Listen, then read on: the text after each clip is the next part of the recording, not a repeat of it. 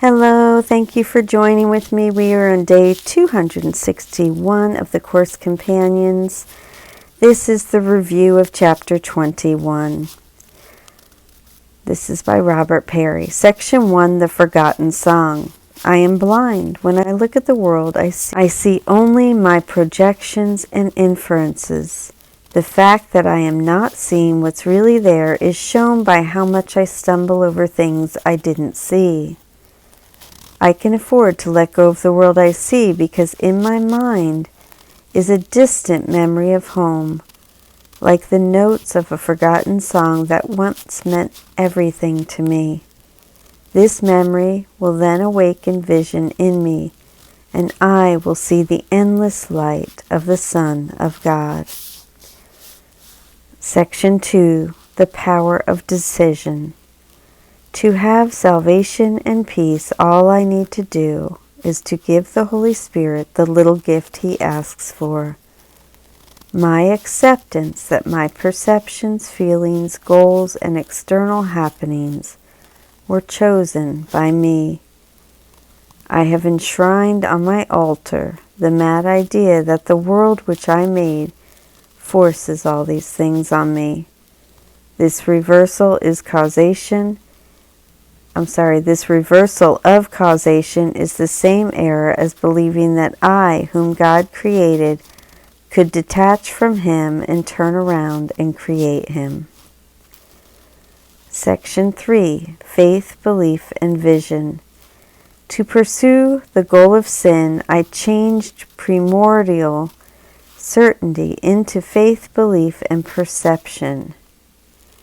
I seek the goal of sin by limiting my brother to his body and striking a bargain in which I agree to sacrifice for him if his body will sacrifice for me.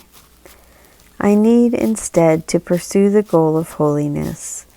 I do so by sending my faith, belief, and perception past my brother's body to his holiness. I thus set him free from his body and my demands. Section 4, The Fear to Look Within. The ego approves of me being afraid to look within and see sin. Its real fear is that I will look within and see no sin. When I joined with my brother, I detached from my ego and began identifying with the other part, which has been waiting since time began to join my brother and be free again. By identifying with it, I now can look upon my ego dispassionately and consider that there really is no sin in me. This makes my ego very afraid.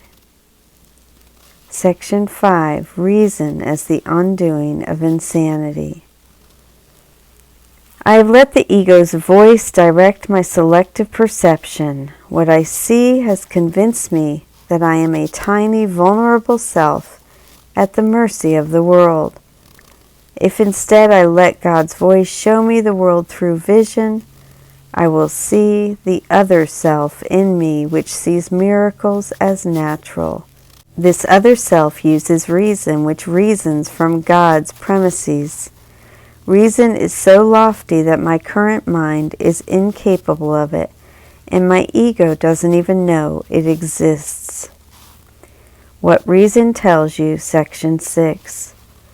Madness tells me that my mind is cordoned off inside a solid wall, the body.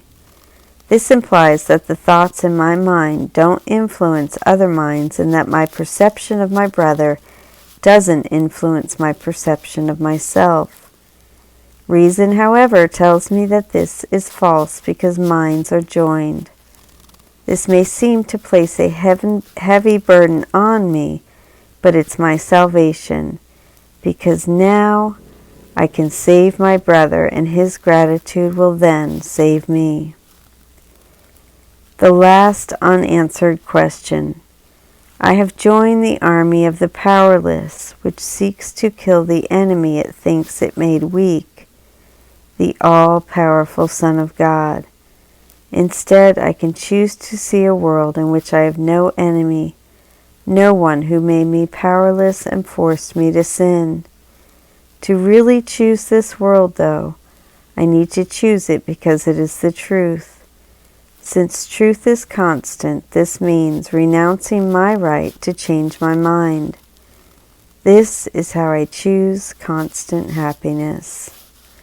And that is the conclusion of day 261, review of chapter 21. Thank you, Emily Bennington and Robert Perry.